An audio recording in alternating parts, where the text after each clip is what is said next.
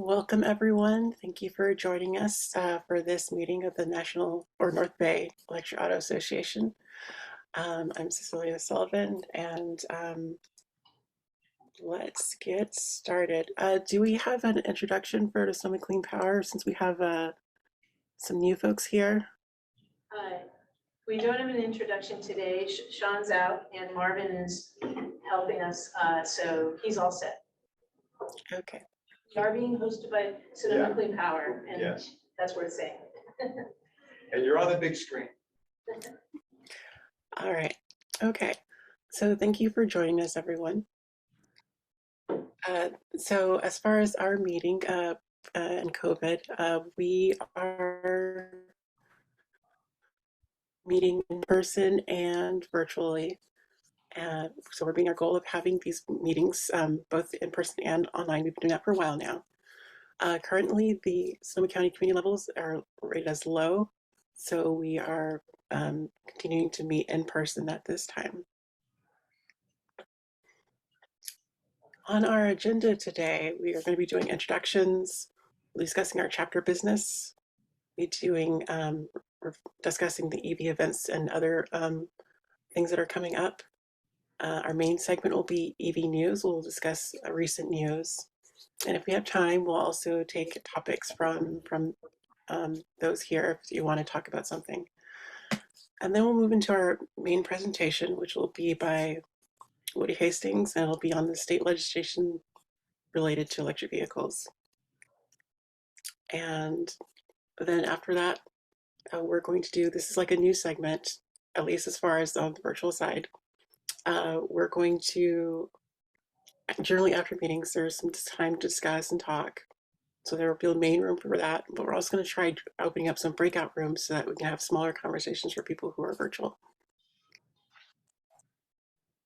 All right. So let's do introductions, who you are and how you get around. And since we have a large number of people now, let's try to keep it to a minute or less. And I'll start, and I'm going to stop this share so we can see each other a little bit better.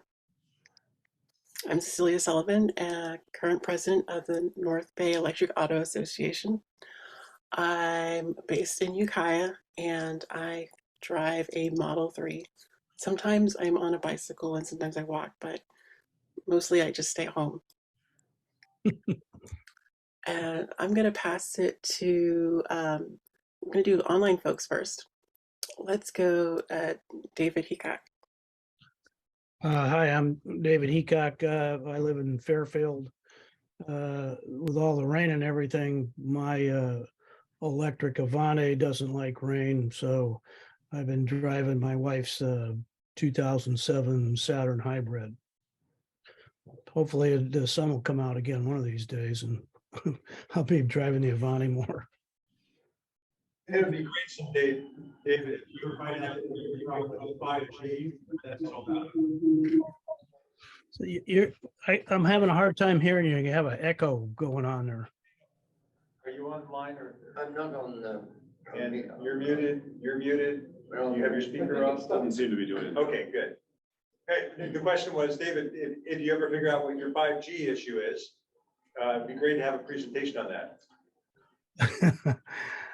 I wish I had, but I still haven't. My brother actually bought a device that it's like 30 or 40 years old that you can create a signal. And we were going to try to. Wait, stop. Cecilia's going to kill me. Don't explain it here. What? Oh, explain it later. Yeah. I don't know. I haven't solved the problem yet. I don't. And I guess there's a number of different 5G frequencies out there. So I'm not sure what it is. I've got some ideas on some things to try once the rain stops and I can drive the car around some more. So it's. We hope you solve it soon. Yeah, me Caleb? too. Hi, Caleb Lander. I'm based in Southern California in Aliso Viejo, and I have a 2023 Volkswagen ID4. That's how I get around most of the time, although now we've moved close enough to school that we walk and ride bikes to school, so we don't have to drive as often, right? Yeah. And who are you? Hands down. And Enzo's joined us for a little while today.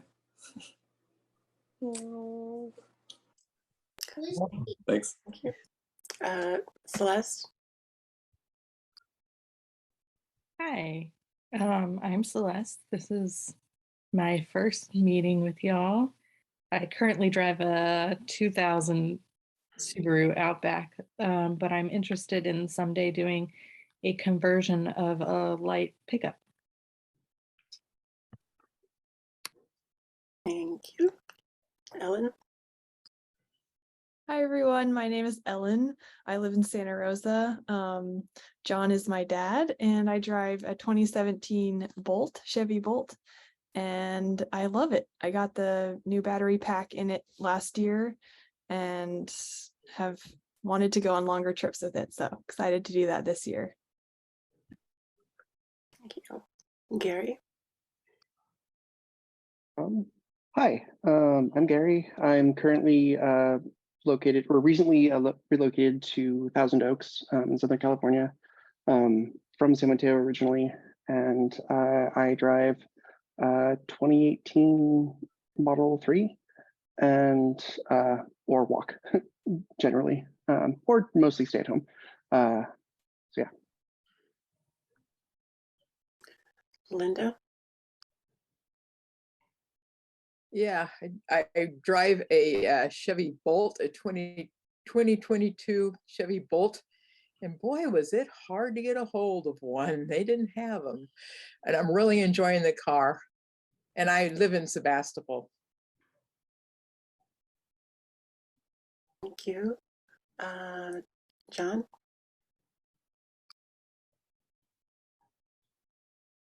Yeah, John Palmerly, Ellen's dad, as she said, and Ellen and I converted the little pickup. It's a 85 Toyota that I drive around. We first put a DC motor in it with lead acid batteries, and now it's in its third version with a Nissan Leaf and a Nissan Leaf motor and better batteries. So it's my daily commuter.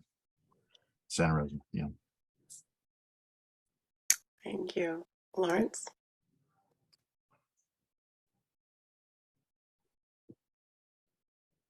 I don't think he heard you. Yeah, so my girlfriend has a 2019 Chevy Bolt. She bought off the end of a lease not too long ago. Before that, we drove a Volt for 3 years, and before that, a Prius. The Bolt we take to LA occasionally, and I'm a big advocate of bi-directional charging in order to get fossil fuels off the grid.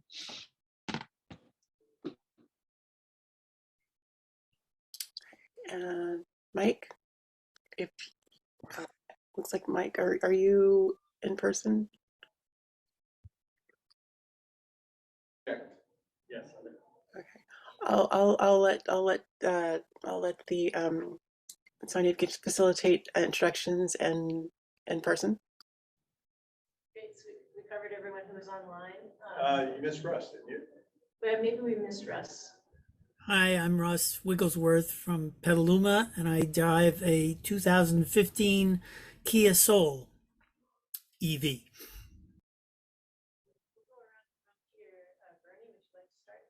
Okay, I'm Bernie Dolan, and I have a 2018 Model 3. I've had it now for what, 4.5 years after waiting 2.5 on for them to build it. And I just got back yesterday from Park City, where I drive. I make that trip at least once a year, and it's a great driving car, and I just love getting out and putting on that autopilot. Let her know. Woody? Go around this way. Hi, everybody. Woody Hastings, and I drive a 2013 Chevy Volt with a V as in Victor. Live out in Sebastopol. Hardly ever drive it. Drove it here today. And yeah, that's me. I'm Jerry Glazer, and I'm driving a 2018 Leaf, which still gets 160 miles worth of range after 30 25,000 miles, which is really nice to see after my 2011. Since Ray isn't here, I've been driving EVs on and off since 1998. Anytime I can get a production one, I got a production one. I haven't had a Tesla yet. Marilyn? I'm Marilyn Madrone from Sebastopol, and I am looking for an EV. And I came here by happy accident with Woody Hastings today. I am looking for a Leaf probably, and I have been loving my very old 1985 pickup truck, Toyota, and don't want to give it up, but it's falling apart. And it's a gas guzzler, and I promise that it's not going to be with me for another registration. So I've got a couple of months to find the right vehicle. You know what that's like. I don't know how I'm going to find cargo space in a Leaf. I have to give up my gardening, some of my gardening habits. And I'm not a big fan of electric in the smart meter department. So the 5G and the smart meter, live in Sebastopol. I've been indoctrinated to think, you know, the Wi-Fi is bad. So figure that one out. Thank you. A little gardening trailer will go a long way, even on a Leaf. Hi, everybody. I'm Mike Newell, and last weekend I got around by renting a Tesla from Avis in Burbank at the Burbank Airport. So pretty fair experience there, and we're going to talk about it later. Dominic? I'm Dominic, and I live in Sebastopol, and a few things. I have a 2014 Bolt, which I'm about to move to Texas, because when I moved to Texas, I left the son there, and he got married, and he just stole his car. So we're going to move it'll be one of the very few green stickered Chevy Bolts in Dallas. Replaced it this week with an EV6, and absolutely fantastic car. When I'm in Sebastopol, I try to ride my Rad Rover around as much as I possibly can, electric bike. And then when we go camping, I have a 21 GMC Sierra diesel, and the diesel is amazing. It gets 27 miles a gallon in a 4x4, which just absolutely blows me away. Anyway, that's how I get around. Zena? Yeah, I'm Xander Sladek from Sebastopol. When I drove here in my Honda Insight 2006, I was anticipating this question: what are you driving?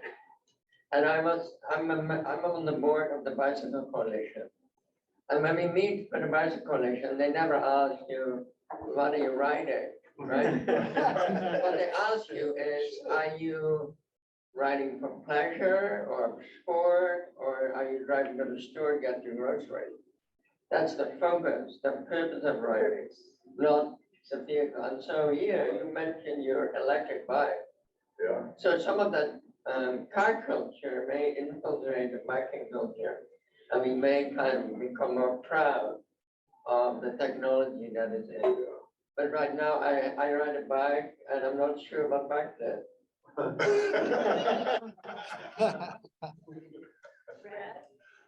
Hi, I'm Brad. I drive a 2004 Honda Civic Hybrid with about 185,000 miles on it. Now I hear echoes.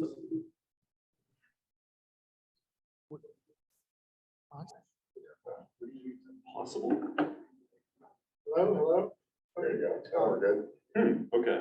I have no idea what caused that, but it's memorable. Eventually I'll get an EV. You've been saying that for 2 years. I'm We'll get there. slow. First step is to admit there's a problem.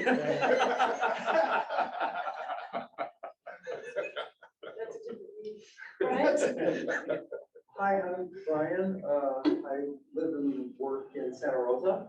I'm currently driving a salvage 2015 Model S. Wow.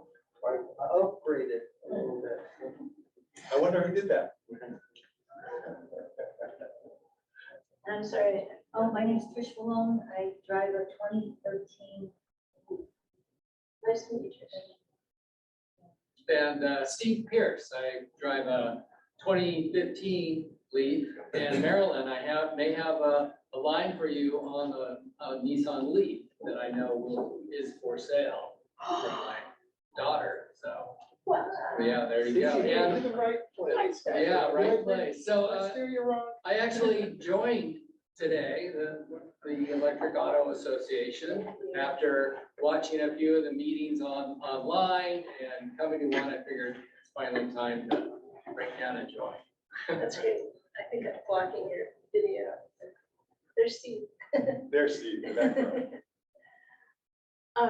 That's everybody. No, who are you? Oh, who am I? And I'm Sonia Carey. I live in Sebastopol. I drive a Model 3 and also a Chevy Volt, a 2014 Chevy Volt. And I helped my mom just get another 2014 Chevy Volt. That's how much I like Chevy Volts. Yeah. Yeah, and I like your brown one. Sorry. In the neighborhood. And I want to talk to you later about how much the EV6 cost you. That's the car I wanted.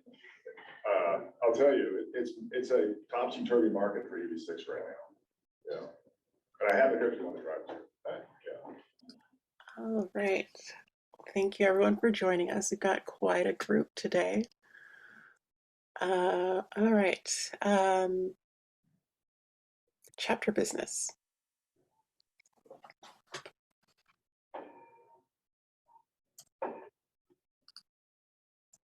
There we go. Okay.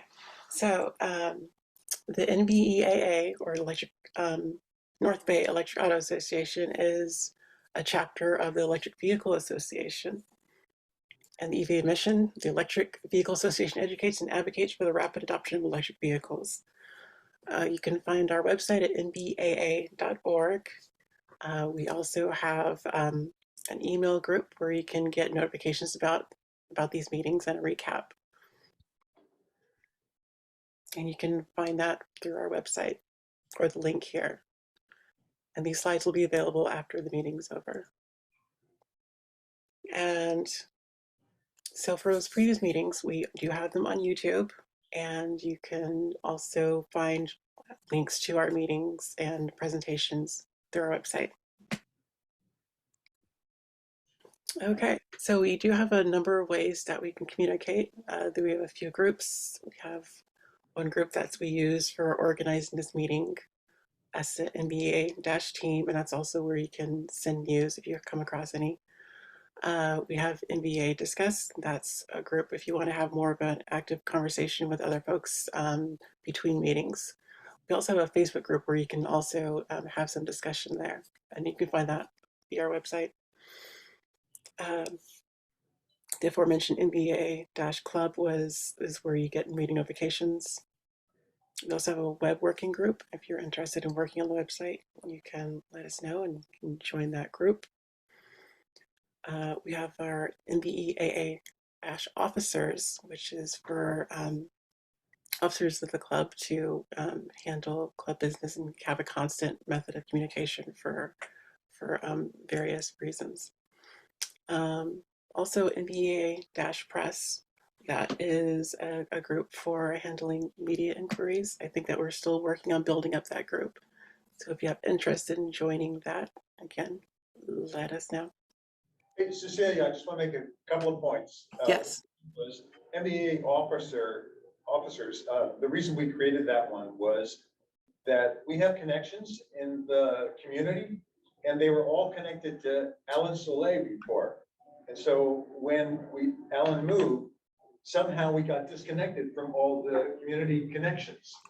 And so if ever somebody wants to contact us at an official level, if they send to NBEAA officers, it goes to a number of people, then we're sure it stays connected to the club, and that will be stable as we change who's president, who's vice president, et cetera. One question, Cecilia, is this list also on our webpage? This full list is not on our website yet. That is to come. Okay, thanks. But if you do subscribe to the club email list, there are links in those emails that link to several of these. Okay, so we are always wanting to build out our team of folks who who help with curating news and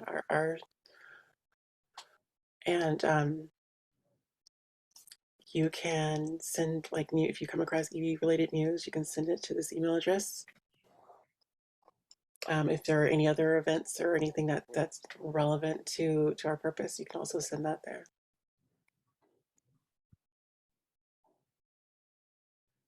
All right. This is a new thing that we'll be doing to help increase participation and to provide a little bit more variety and experiences for the meeting. So we're going to do rotating meeting facilitation. That means that today I am going to be facilitating this meeting. Next time, someone else will be facilitating the meeting. And that'll help us get a little bit more variety in how we handle our hybrid meetings. And also, you know, allow folks to participate. So if you're interested in facilitating a meeting, you can let us know at NBEAA-team, and we can get you in the rotation. Okay, so this is a important bit of business here, and that is our goal is to have new officers. I recently became president of NBEAA. I was previously vice president. We're having a succession of officers that you start at one level and you progress to different levels so you can rotate out over time. Sonia was previously president and is now, and I forget this term, what is this term again? President Emeritus. Emeritus, thank you. Emeritus. Thank you. So right now we're looking for a vice president and a treasurer. For vice president, do we have anyone who is interested in joining me as vice president? Yeah, I'm interested, Cecilia, this is Tom. I know you don't know me, but I was a member, very active member a few years ago, and then I moved to Texas, and then COVID and Cincinnati, and anyway, I'm back, and I'm retired, so I've got some bandwidth to throw my hat in the ring here. Right. Yeah. And I saw you paid your dues. And I paid my dues. Cecilia said my dues wasn't uh-oh. Great. I'd like to second Dominic's nomination, if that's the way we want to do this formally. Is Dominic running unopposed? Anybody else interested? Uh-oh. This better not be the answer next year, folks. Dominic, I have to explain something. I saw what happened to Alan. For those people who are new to the group, Alan Soleil was our president for 5-6 years. And he kept saying, I don't want to be president, somebody else take over, somebody else take over. And we got this idea that, hey, let's share the load. That's why we see all the groups that now exist, so we can share the load. And I started giving the presentations for about 2 years. And then Alan said, I'm moving, we need a new president.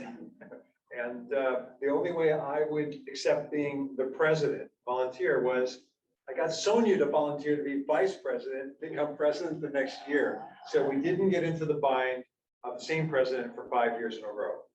Now, if somebody wanted to do that, I guess it would be okay with us, but I think the rotation's working out really well. We've had and are having some really spectacular people having the club stay lively. So it's not getting stayed, and we do different things. Cecilia's already put her brand on the club, on some of the things that she wants to do and how she sees things. So hopefully we'll find somebody to be a vice president for you next year.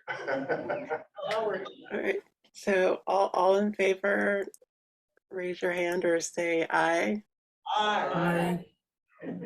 Okay. All right, we'll get you added to the list. All right, great. Great, awesome, thank you. In donuts. All right, for treasurer, do we have any interest in someone taking on that position?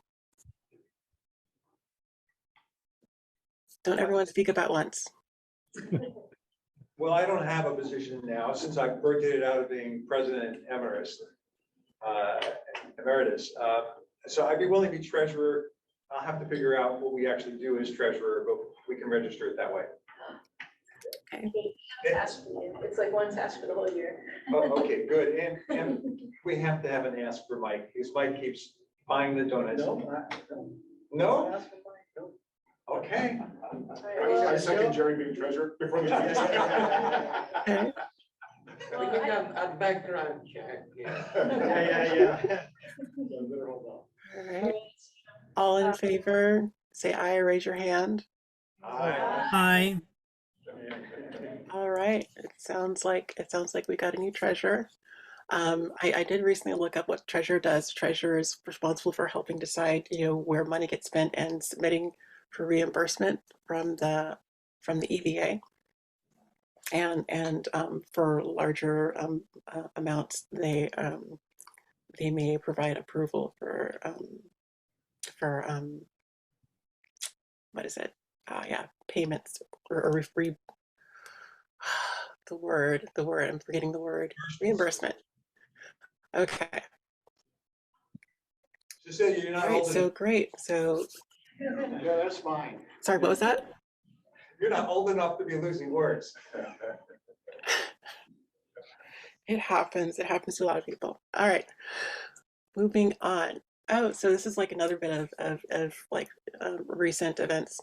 So someone formerly from Electro Automotive had 6 boxes of old videos, like raw footage, and wanted them to be preserved. And so I volunteered to take them. Since we had some interest in having this footage and maybe putting it up on YouTube to preserve it. So this footage that I could tell so far consists of racing events, interviews, lectures, vehicle conversion, and technical documentation. It comes in various formats. What I've come across so far is SVHS or Super VHS, VHS. And for folks who don't know, that's for VCRs, the cassette tapes that you had at home that you could stick, U-matic, which is like a ginormous video cassette. I think it was used for like broadcast usage. I've never seen one before. Wow. I don't know if anyone would have any access to one of those kinds of devices, but and also a high 8, which is I think that was an early or a later handy cam for like those mini camcorders. Oh, yeah. So lots of stuff there. There's a lot of tapes. There's like I know like maybe 20 to 20 plus per box. So I've started to try to catalog some of them, but I don't really have space for them. And also, it would be great to start a working group to go through this, figure out a process for how we're going to handle this. So if you're interested in helping support this old archive video, let us know. I'd love to work with folks to help preserve this. Oh, and the images up there. There's 2 screenshots I did. It's this Women's History Month. There is a couple of tapes on women in EVs, and I was just like, oh, that's really cool. So I took a couple of screenshots. These are from an SVHS cassette. Anyway. I have a question, Cecilia. Yes.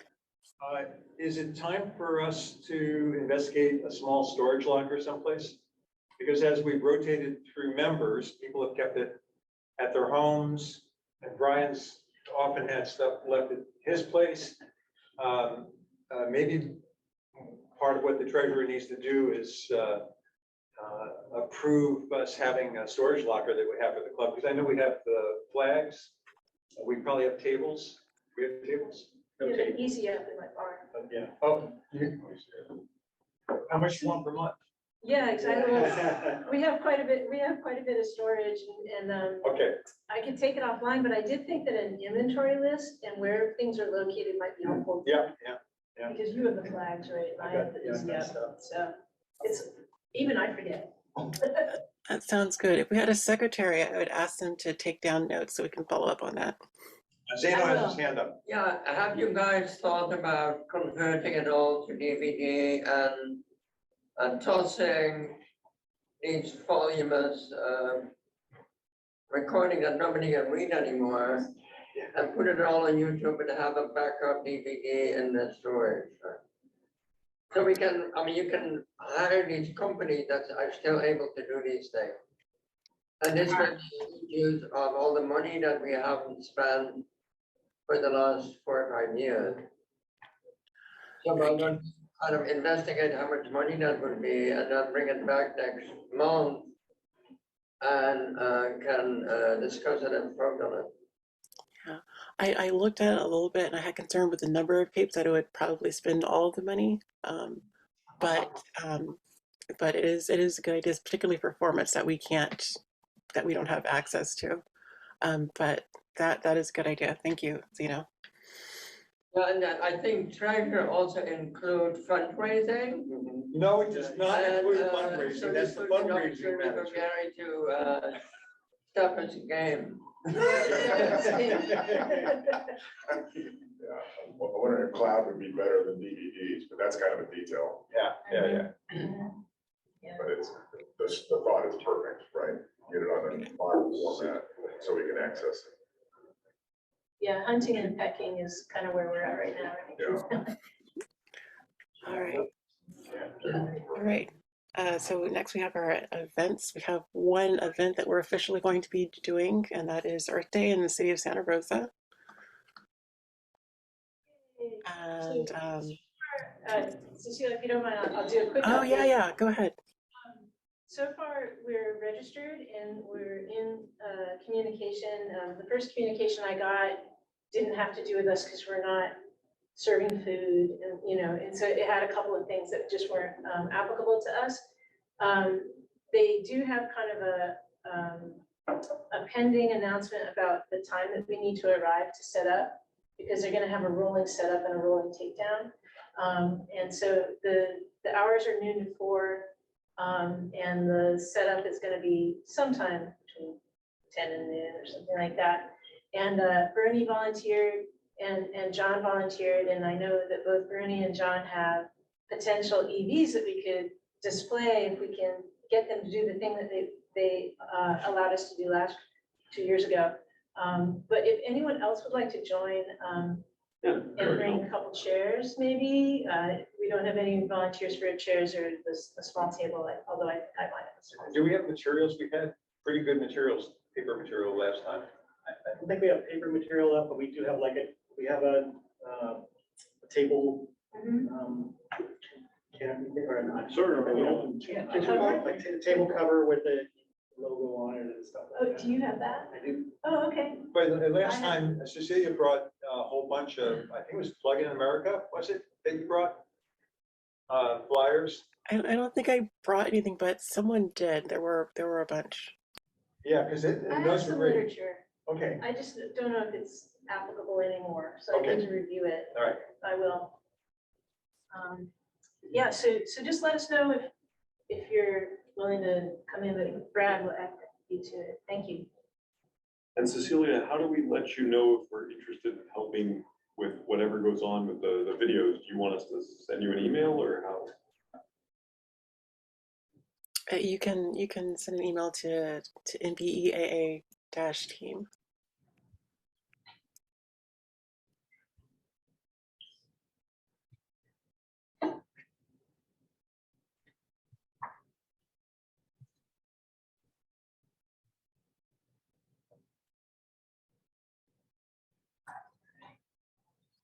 Okay. All right. All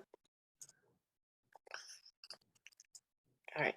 So next up, we were going to move into our news segment. We have several topics that are primarily curated by a few people. And we have handy labels to indicate what kind of news they are. And so we'll go ahead and get started there on news and interesting stuff. All right, what your car might say about how you vote. Jerry, was this yours? I don't know that somebody sent it in. I think I made the slide up though. Yeah. Yeah. And basically was talking about They looked at how people voted and then what cars they actually ended up buying. And it was kind of funny. Yes, I'm a moderate, so I have both. There you go. It explains West County to you. Yeah. My leaf's not up there, is it? I think these were not necessarily electric cars, so Yeah. it's kind of a little bit of a random mix. All right, next.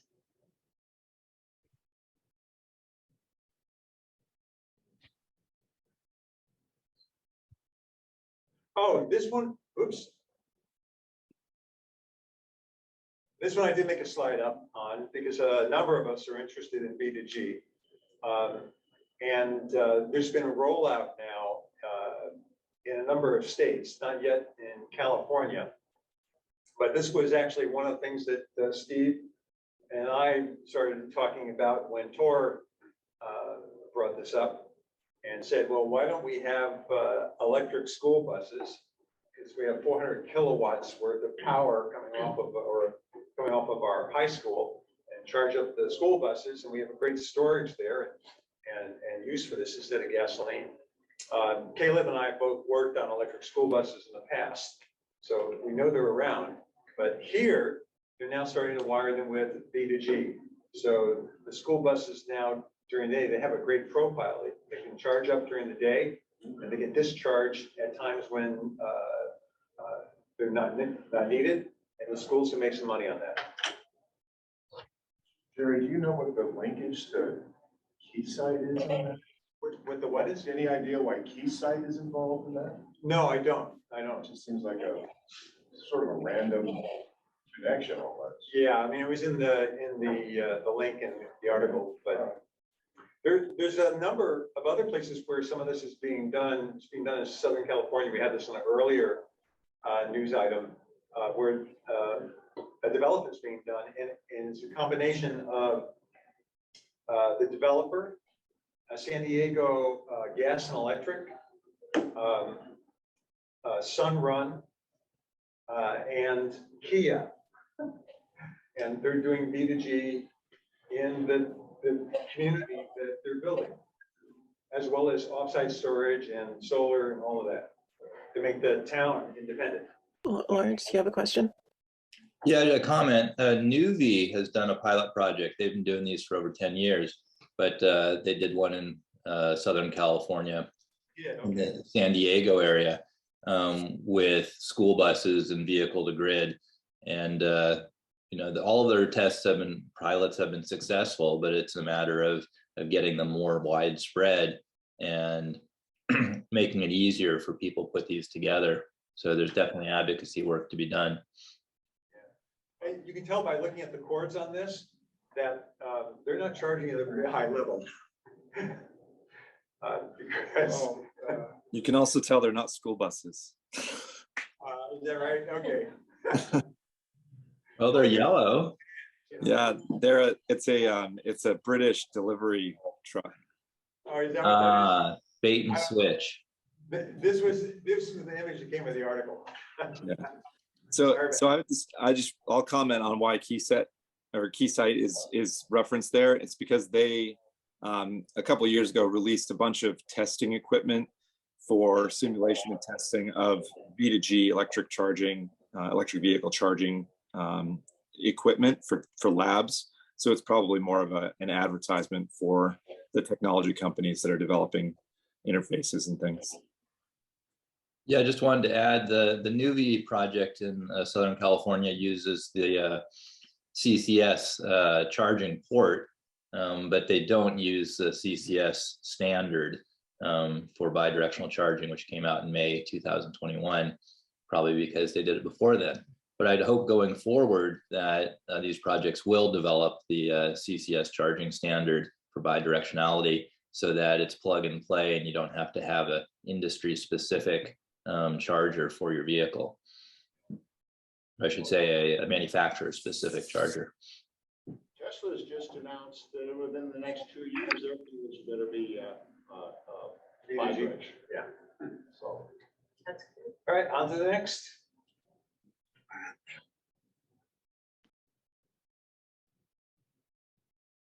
All right. This is me again. Is you okay? Go ahead.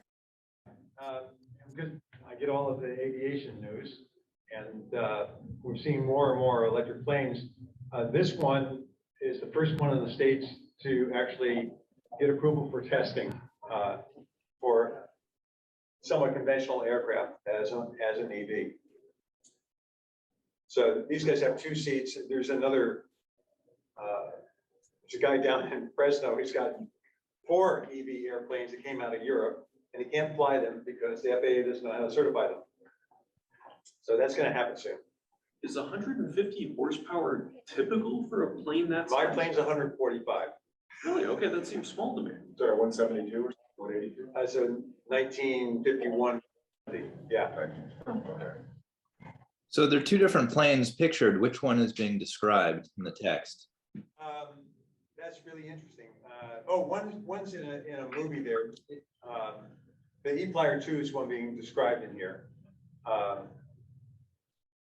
So I picked up a couple of things off of here. The one is actually a movie that you can play if you pull this down. Is the movie one the Pipistrel? That's what it looks like to me, yeah. And Yeah, that's years ago, a friend of mine was looking at getting some Pipistrels into the Bay Area for training purposes for teaching new pilots. But he said it wasn't, this was like 8 years ago. He said it wasn't quite ready for what they needed to do with it. And, you know, it's kind of a business proposition, and the economics and all just didn't add up. But hopefully that's changed by now. It hasn't changed. And like I said, the one shop down in Fresno Chandler is right next to my radio shop. And he's got 4 planes sitting in the hangar that he wants to use for training, and has one to use for training for 4 years. Yeah, the one on the left is in Sweden, a Swedish flight school. Oh, that's right. You said that. Yeah. It's all up north where there's like a lot of snow and cold. And so they did it there to test this electric plane in extreme conditions. Yeah. But you can actually go there on vacation and take flying lessons. Swedish flying lessons. All right, let's move on. All right. Who sent this? Who sent this in? I'm trying to recall if I made the slide up, if it came from Zeno. So I made a couple of slides up on e-mobility. So I think CalBike is doing a pretty good job of keeping everyone informed about the bike purchase incentives, but you know, it might be good for this organization to keep an eye on it, because you can get $750 off of an e-bike or $1,500 off of a cargo bike. And these incentives also have a low income qualification. And if you qualify on lower income, you get even more money. So if anyone's in the market for an e-bike, you might want to do a little research and understand what kind of qualifications you might fall under. And actually, speaking of incentives, since Marilyn already mentioned that you were thinking of getting a used EV in the next couple of months, I don't know if you qualify for the used EV tax credits, which are up to $4,000 as of January 1st of this year, but it would be something to look into. You would have to buy the vehicle at a dealership. It doesn't have to be a new vehicle dealership, but it has to be at a dealership, a licensed dealership. So what I've heard is that you can actually consign your vehicle to another person at the dealership and then qualify for the incentive. I thought they didn't qualify until 2024.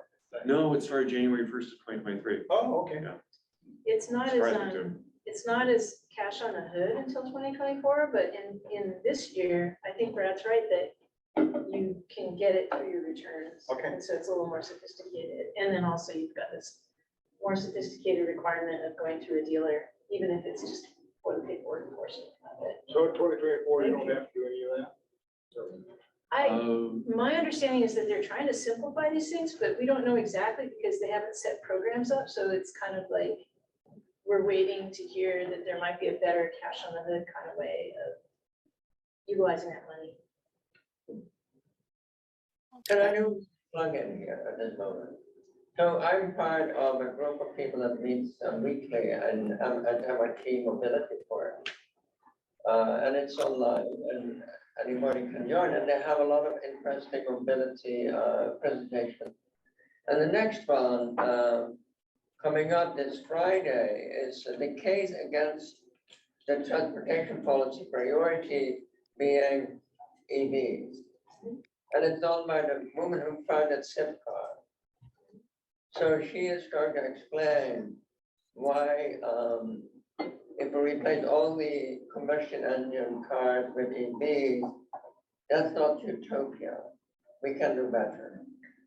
And so I'll put it in the chat if people want to find the link and connect with the people at MIT. So why don't you send that out into NBEAA discuss as well?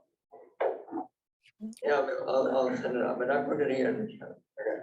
Yeah, I mean, my experience in Sebastopol, when I put my bike at full speed, is that point to point, and I live on the south side of Sebastopol. My experience is that the bike is faster from my house as far as Sebastopol hardware. Then taking the car. Than taking the car. Yeah. The point to point parking, red lights, backed up traffic that goes from 116 all the way to Burns. Bicycles faster. Do you know how many miles that is? Doing 3 miles. Yeah, 3 miles. And that's from outside of town all the way through town. It's faster on the bike. So this slide I made up, I've just heard about, and I was walking through San Francisco, and I noticed that all of their scooters are gone. And the reason that the scooters are gone from San Francisco is because one of the features of all the scooters in the other cities I've been at is you leave the scooter wherever you stop. And so now they're being left on sidewalks, whatever else, and San Francisco is issuing parking tickets for leaving the scooters in various places instead of putting them in the racks that they leave in the parking places that they have. Turns out that a parking ticket for a scooter is roughly, I think was close to 100 times higher than a parking ticket for a car, whatever it was. It turned out that Bird owed several $1 million to the city of San Francisco in parking tickets, and they just said, we can't afford to stay here anymore. I made this slide up, so there might be a duplicate of this slide. Oh, so did don't you? be too surprised if you see Okay, a fine. duplicate. But just and you knew more than I did about the tickets. So the only thing I would add is that it sounded like San Francisco is still really into scooters and really into working with Lime and Spin, but they were not into working with Bird because they found them much more negligent than the other two scooter companies. So it was more them saying like, let's kick the bad actor out and work with the better companies. Let's not sign up with them. That's very Yeah, so Bird was approached, Sebastopol was approached by Bird. And in our transportation work group, we discussed it and then brought it to the full climate committee. And there we kind of came to the conclusion that we're not ready for scooters, that we allow them to bring e-bikes in town, but they apparently were not interested in doing that. So at the moment, Sebastopol has no contract with e-mobility or small mobility. And I've heard that also like cities like Windsor and Santa Rosa are running into problems with that whole arrangement. Just a couple of things. I guess the city got tired of being flipped the bird. But more seriously, is there an automatic sound setting that you folks at the Advanced Energy Center can turn on? Because the audio coming from you guys is really hard for me to pull the voices out of. Lawrence, the problem is this: most people are looking at you or looking at the person they're talking to, and instead of looking at the microphone. I see. Yeah, because you sound a lot better just now. That's because people complain that I'm too loud. Well, it helps because other people, there's a lot of reverb, and the reverb is kind of so loud that it sounds like the speaker is maxed out, but I know my speaker isn't maxed out. It's just something in the the sound recording. Anyways, we'll deal with it. If you guys can make it any better, that'd be great too. Thanks. Yeah, just keep going. We'll be careful. Yeah. Thanks. Onward and outward. There we go. David's not here today, but David approached me after the last meeting and said, because Lawrence, you pointed out the reason I couldn't charge my car twice was the temperature. I now kept it on the temperature gauge constantly to see what it actually is doing. And he pointed out that the charge curve on every vehicle and battery pack is different. You'll have to look at the slides a little more closely. There's several slides here. The curves differ. Go on to the next slide.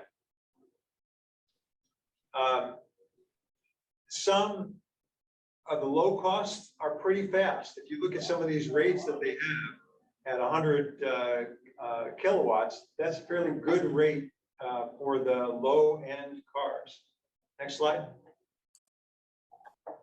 And then this was on the same article that he forwarded to me. It shows for the vehicles how far they could go after 10 minutes. So it's a combination of the charge rate and the efficiency of the vehicle. And then how far they could go after 20 minutes. These vehicles are the reasonably high-end vehicles. On to the next slide, please. But you don't get as far with the low-end vehicles. So in some cases, the low-end vehicles are a little more efficient, but the charge rate is so much less efficient. You notice the EV6 is near the top of the range. That's why I was interested in the EV6. It's an 800 volt architecture. Yeah. One of the problems is that I've now gone on the website, multiple websites, to find out if anybody is getting 350 kilowatts at a 350 kilowatt station in their EV6, and everybody's talking about getting 150. Yeah. So, all right, next. They are getting 250 at the EVgo, not Electrify America, but EVgo.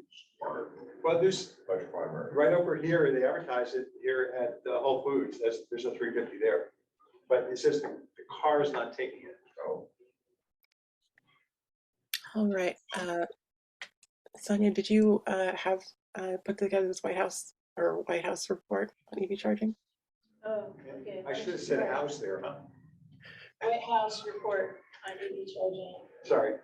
Yeah, so please feel free to correct me, Jerry. I think, basically the EV charging report was an announcement related to increasing the number of charging stations available in a national network. And the big thing that we focused in on right away was Tesla's participation in offering CCS charging stations at 12.5% of their plug locations.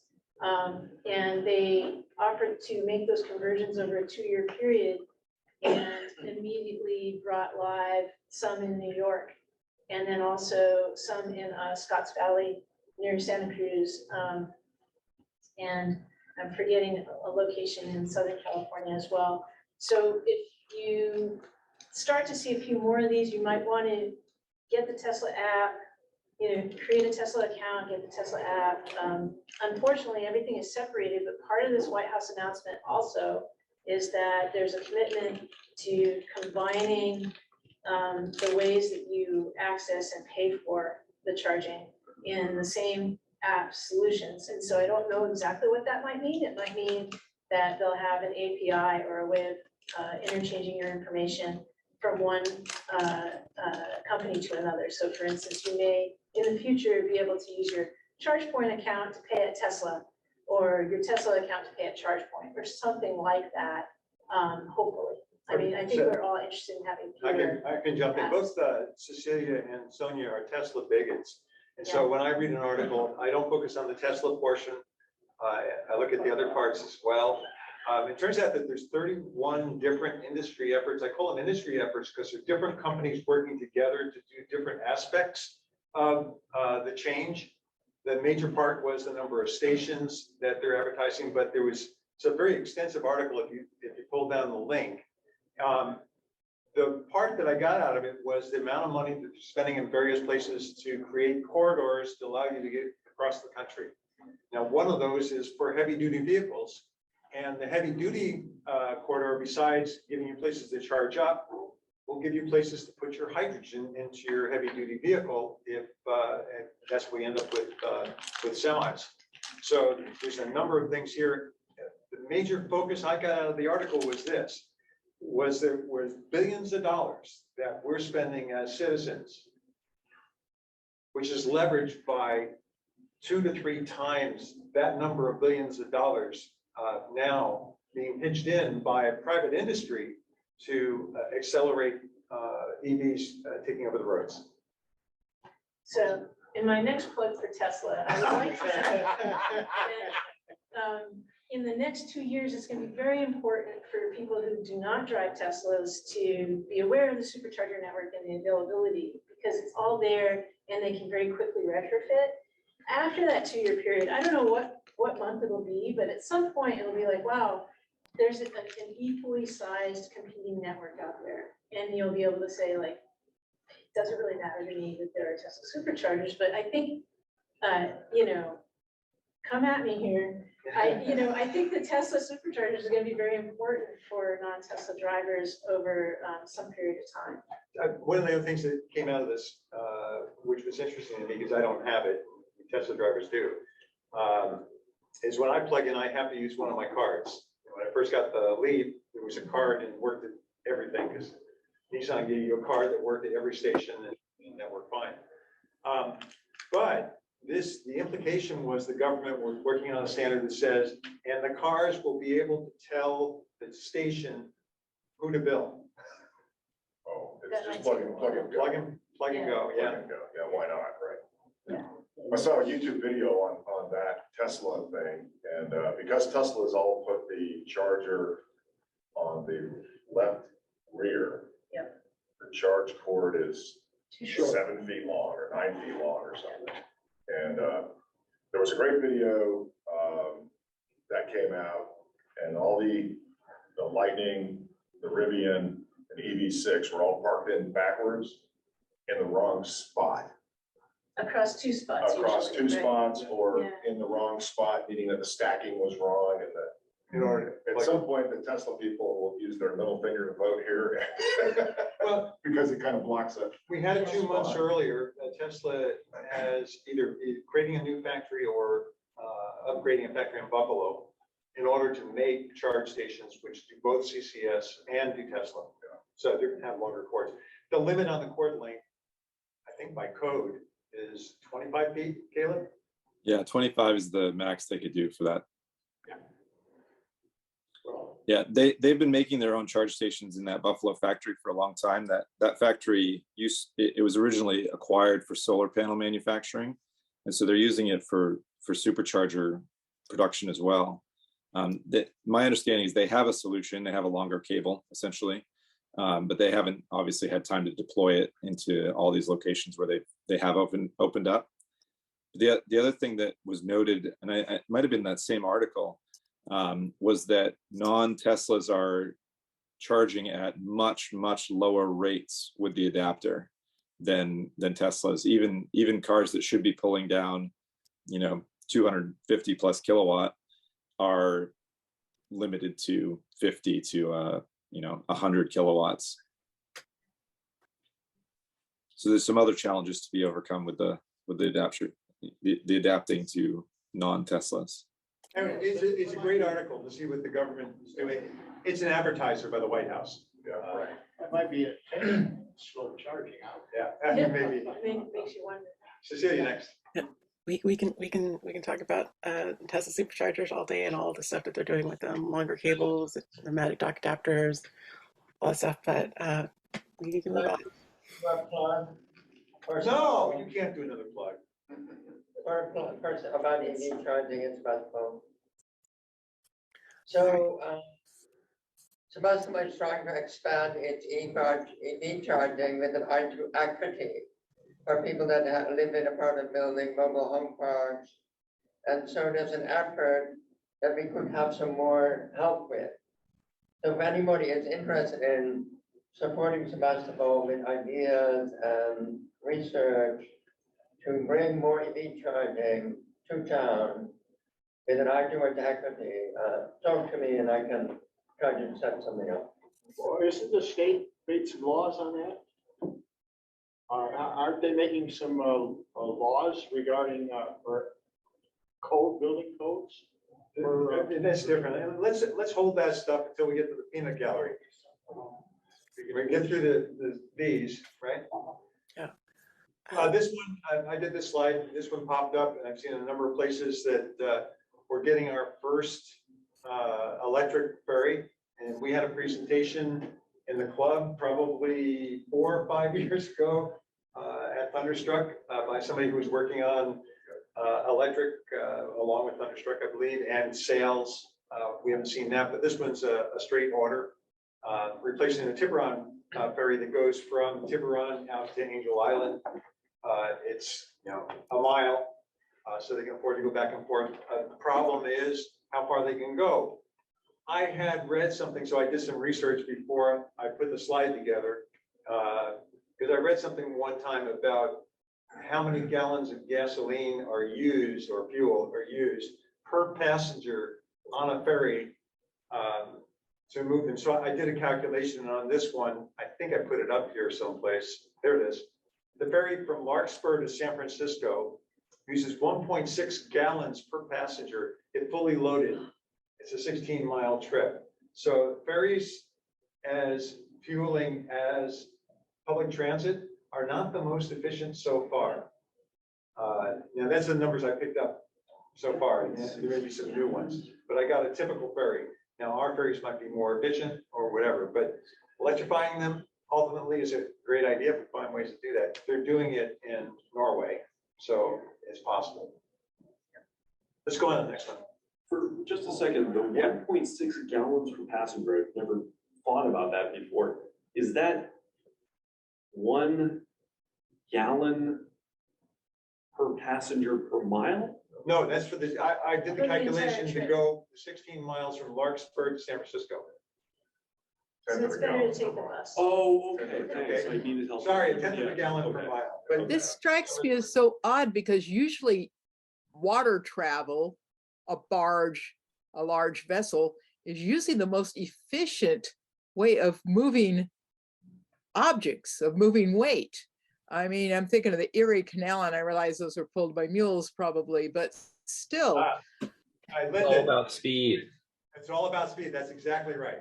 It has to Oh, do with it's how speed. They're wanting to get across it quickly rather than just transporting people. Okay, that makes sense. along in a mile an hour, 2 miles an hour, and this guy's doing 33, 35 miles an hour.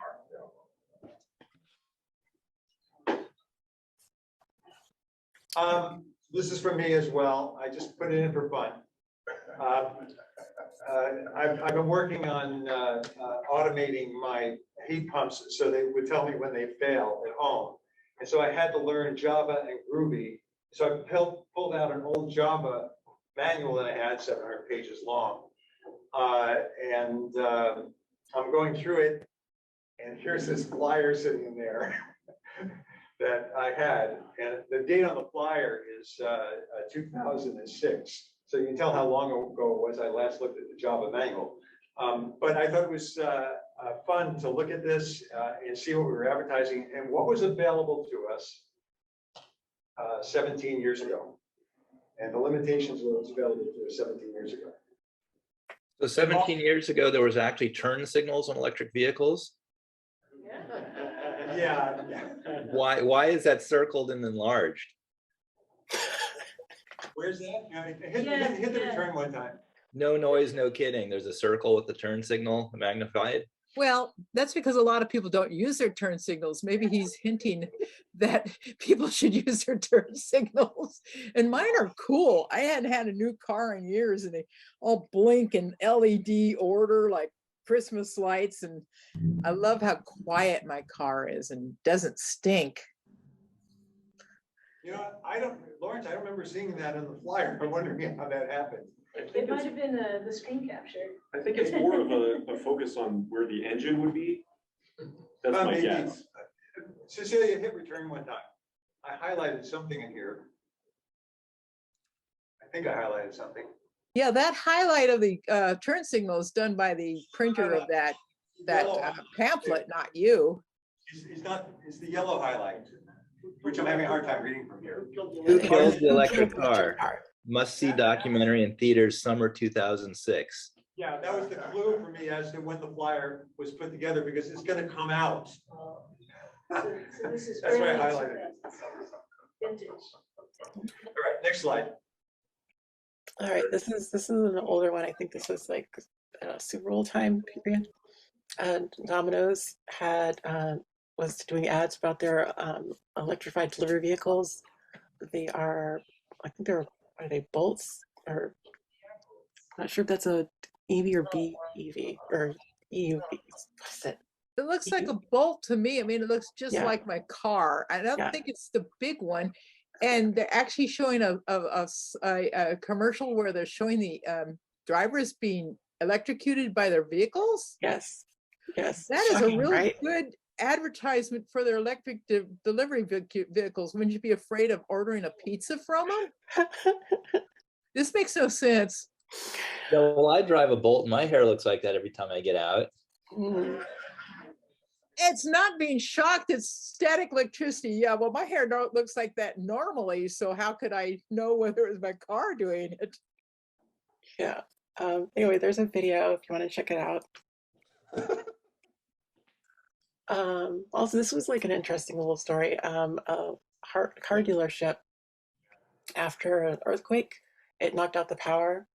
This dealership had a number of EVs, and they used a Ford F-150 Lightning to keep their lights on. And they posted about it on Facebook, saying that they were, open for sales, and showing that they were able to like get power from their vehicles. So it's a nice little in the wild, like, oh look, EVs are useful.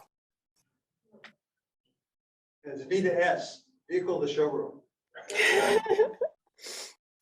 Okay, and this was definitely a Super Bowl ad. Can you play it? Can I play it? I'm not set up to. You shared sound as well, right? I can share some. I don't have it. Let me do that. I want to be mindful of time, Harry, or Yeah, oh Woody. goodness, I forget your name. Woody. Do you have enough time for your presentation? I don't want to take up too much time. Should we wrap up? What time is it? I'm mad. Are you asking me? Yeah, how was your presentation? Well, I don't know, probably 20 minutes to half an hour. Okay. You might have 5 more minutes. All right, I'll go ahead and see about playing it.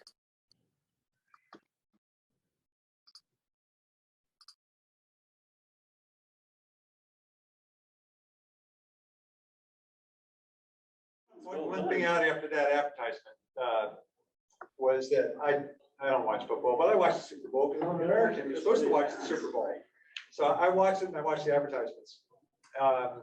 And we've had a member leave the club because he said EVs are now the standard. And it was funny because there were 5 car advertisements during the Super Bowl. Only one of them advertised a gasoline powered vehicle. The other 4 were all electrics. Yeah, but that's the Super Bowl. That's the Super Bowl. People go and watch the Super Bowl just to see the new ads. Yeah. Well, usually they are advertising brand new products, so that's a good place to advertise electrification, but I can tell you that ad as a woman does not appeal to me. There's another ad I saw recently that was also for an EV, and both of these ads kind of say, if you don't get our car, no other EV is good enough. And I think as a whole, it's doing a disservice to people wanting to electrify. It's like, oh, I've got to get top of the line or else I'd be better off staying with gasoline. So I think ads like that are actually a thorn in our side rather than a benefit. Yeah, I cannot afford a Ram 150. I could afford a Chevy Bolt.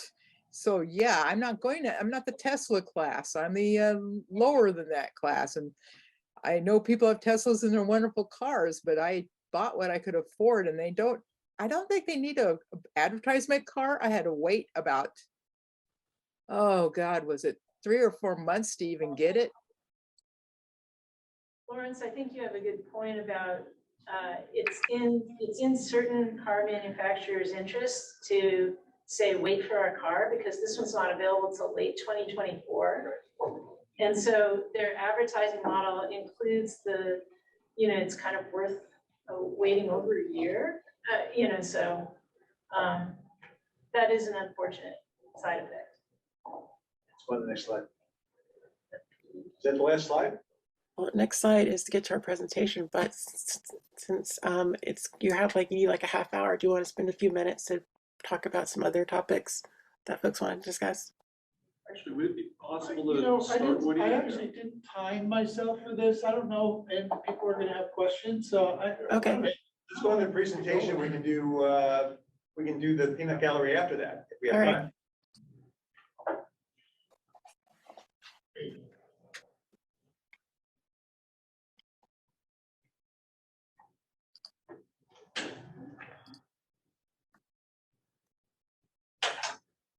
So first question would be, can you hear me? Lawrence, you in particular, is this good? Still getting a fair bit of kind of echo and reverb. Can you get closer to the mic maybe? No, I can't. They have it kind of tied down on the floor here, and I am sort of leaning forward and speaking as sort of as loud as I would want to for a presentation. I don't know if maybe you can. Is there a lectern that you can present from that has a microphone? Can the computer be moved? I mean, where is the microphone? Does this microphone work? The microphone is an owl unit that's in the middle of the room. Yeah, I don't think it's going to go on. Yeah, I think I'm just going to stay where I am and I'll just try to speak really loud. Do you think that's going to be okay? It's fine from my side. Okay, I'm just going to roll here. That's all right, and I'll just Good. I'll look at the folks in the room, but I'm going to look at this gizmo.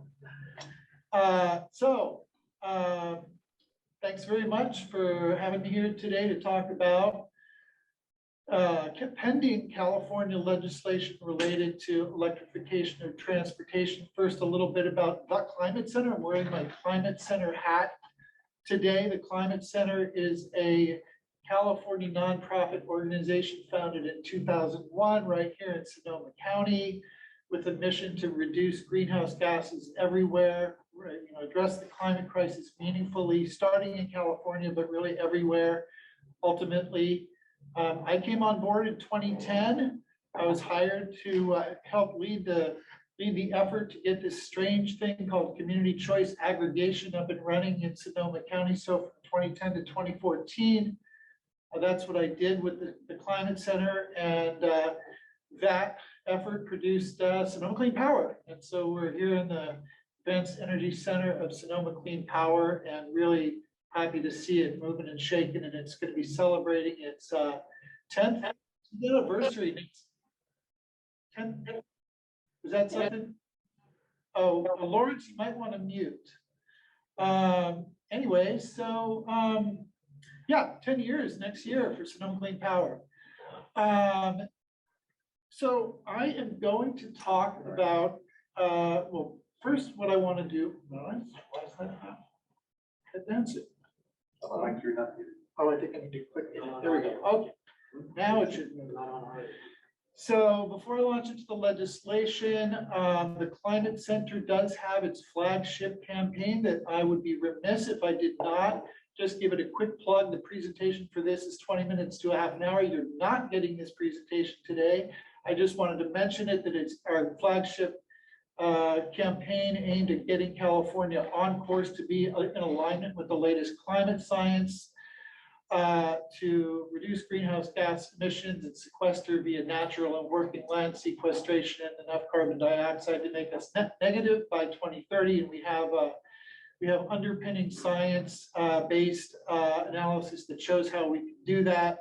That URL there is where you would go to find out all about it and endorse it. So I invite everyone. There's over 1,800 businesses and nonprofits and organizations and individuals that have endorsed it. You can check it out. You can look at the underpinning factual data. And if you'd like to see, please endorse. By the way, I will share all of these slides, and they are hyperlinked. A lot of the bills that I'm going to present are hyperlinked, so you'll be able to use this to actually get to the resources. And each bill I'm going to go over at the top where it's like blue and underlined, those are all hyperlinked as well, so you can get right to that bill information. So the first bill I want to talk about is a bill that is sponsored by the Climate Center. For folks that are not familiar with the jargon of state legislation, sponsored means that we brought this bill forward to the legislature. We drafted the bill, crafted it, and brought it to Senator Nancy Skinner, who in the parlance is the author of the bill. And I think it should have some resonance for this room because folks have been talking about vehicle grid integration, vehicle to grid, V2X, V to everything, and bidirectionality for electric vehicles. And so that is what this bill is all about, the Electric Vehicle Energy Resilience Act of 2023, just recently introduced. And so what it would do is require that most, not all, because there are some cases where it doesn't make sense, but most EVs sold in the state of California and most electric vehicle service equipment would be bidirectional capable by 2027. As most of you know, a lot of the vehicles already are capable of bidirectionality. This would require that pretty much all of them are. And in particular, those heavy duty vehicles like school buses that have a fantastic use case to be bidirectional. And so the chief purposes of this are to harness that latent capacity in those vehicles for reliability, grid flexibility, and resilience. And so the bill would have the California Energy Commission, Air Resources Board, and California Public Utilities Commission administer the bill. This is just an article that we had published last summer, trying to socialize this concept with folks in Sacramento. I think we also had a piece published in the Sacramento Bee to sort of get people to understand that EVs are not just load on the grid, they are a resource that can be used if we get the technology and the rules. In particular, the regulations and rules around this are really important as well. What kind of compensation folks would get for actually feeding that power to the grid. This is why it's so super important. The potential capacity is enormous. The state is projecting to have about 8 million EVs on the road by 2030. That is 75 gigawatts of capacity. The peak that we had last year was 56, I think it was 56 gigawatts, something like that.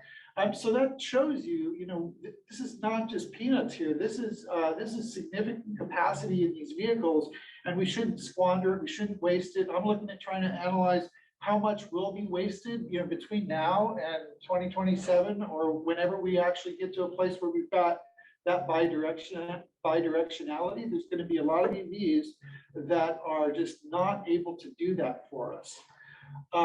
So, sort of the backup generators, and there was just over the past 3 years about a 34-35% increase in the purchase of municipal purchases and individual purchases of diesel backup generators because of the grid disruptions and outages, and wildfires, and all the rest of it. So we really need to stop purchasing, fossil powered backup generators for power when we have this emerging opportunity with EVs. And again, just sort of pointing to the ability for EVs like this to serve in emergencies, in particular, when needed, to roll in batteries to keep lights running, keep medications cool, keep people cool if it's an extreme heat episode, keep things charged up, that kind of thing. So resilience centers, cooling centers, that kind of thing. So now we're just, So maybe, can you explain something about the bills? So you said this was, I thought you had a year on the I'm sorry, go ahead. Yeah, that, maybe to your first slide, I can't remember the number, this SB number that you have. but- Yeah, it's SB 233. So when would that come up for a vote, or what's the process? So of for getting it each, passed? yeah, so for every bill I'm going to talk to, there is a unique process for each bill. And so they go to a series of committees. The process is very, very complex. And so for each one of these, if you are interested in one, I can help guide you to what you would need to do. So the timeline is between now and the end of the session is October. And so all bills will be in both houses and through that whole committee process, visiting all the policy committees, the financial committees, and then go to the governor for his signature or not, or they can die in one of those committees and they can be vetoed by the governor. So there's that lengthy process. I was bumping around there because there was a bill that I was going to be talking about, SB 12, our other big bill. And for some reason, it's not there. Maybe it comes in later. I'll just go with what's in the presentation here, and hopefully SB 12, our other thing. The reason I wanted to touch on that one quickly is because it's our other sponsored bill. Hopefully it'll appear. Somehow it seems to have gotten out of order. AB 591, this is a bill that would require, it's really for just sort of ease of use, user friendliness of all the charging ports around the state and the how you can pay for them. So it would require universality of the charging ports. And we've got this mixed bag of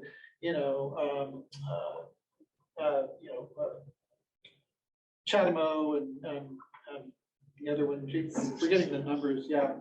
CCS. CCS and all the rest. So anyway, so this would universalize all of that. This is a bill, SB 30, Tom Umberg, would require better signage. And this is, I know, has been a pet issue for a lot of folks, that they're kind of invisible. You go around town and you see the big, or you drive along the freeways and you see the big, on tall poles, big colorful signs for gas stations. But EVs, maybe right now, they have this little blue sign, if you can see it. Don't blink your eyes. So really doing a much better job of making people aware. And in particular, we always say, not the EV drivers, because they tend to know how to find charging stations. It's for the gas drivers to get them to start to understand that these charging stations exist, and they shouldn't be scared to dive into the EV world, right? So SB 823, a bill by new members, Smallwood Cuevas. This would provide basically a little sort of like debit credit card type thing that would provide EV charging discount at any publicly accessible charge station for qualified low income folks. AB 1580, Juan Correa bill. And this is to put together a sort of a coherent state electric vehicle infrastructure, meaning charging stations, deployment plan. Right now, there is not. With some of the recent federal activity, there is this thing called the National Electric Vehicle Infrastructure Program. And so they have certain expectations and plans and requirements. And so the state wants to be in alignment with that NBEAA program. So that's what this one is all about. And other EOTs, electrification of transportation. So next few slides are really just going to be this sort of laundry list where a spot bill, what is a spot bill, right? So a spot bill is a bill that's been introduced, and you can tell by some of the language around the title and some of the few words in it. It doesn't have much in it, but you can tell that it has something to do with what you're interested in. So all of these bills, or a lot of the ones to come, are spot bills. So AB 6 is something that relates to regional transportation agencies like the MTC, Metropolitan Transportation Commission. And so that is all around trying to have those agencies have their programs consistent with previous legislation passed, SB 375, to achieve the state's climate goals.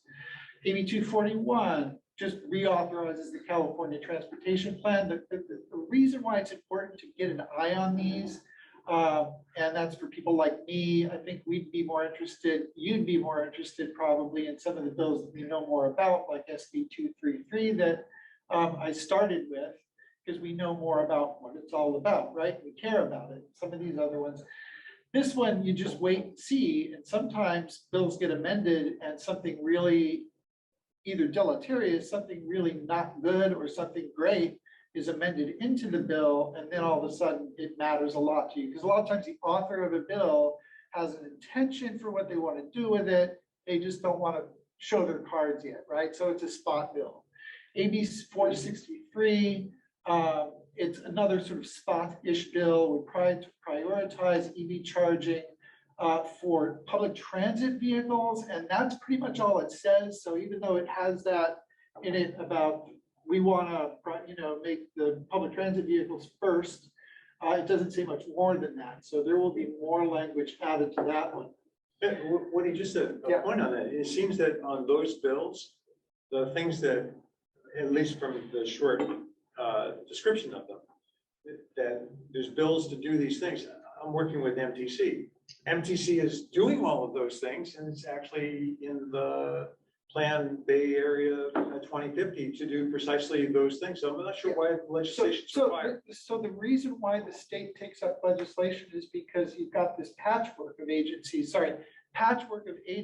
where some of them, MTC, as Jerry is just letting us know, is doing a lot of this stuff. And true, a lot of agencies are, and that's part of how state legislation happens. It doesn't always come top down from the state to the rest of the state, to the cities, counties, and agencies and whatnot.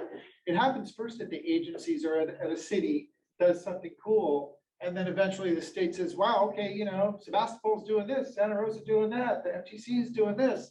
Why don't we make it statewide?" So that's okay. I think that's probably the best answer to that question, which is that it's a lot of this stuff may be happening somewhere, but it maybe not be state law, and that trying to get everybody to do something that is good and helpful to society in general. So that's that. So AB 772, Jackson, another new promising member of the legislature, just got elected last November.